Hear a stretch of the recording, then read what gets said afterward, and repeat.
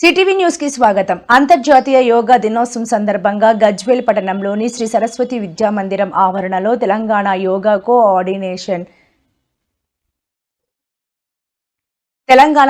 Coordination committee convener యోగాచార్య doctor Vangala Rangachari ఆధ్వర్యంలో Bharat Swabhiman trust మరియు పతాంజలి యోగా సమితి సభ్యులు గత నెల రోజుల నుండి కౌంట్డౌన్ యోగా సాధనలో ప్రతిరోజు సూర్య నమస్కారాలు, దండ్ బైఠక్, సింహగర్జన, ఆస్యాసనం, ధ్యానం మొదలైన సాధనతో పాటు యోగా ప్రోటోకాల్ సాధన చేయడం జరిగింది.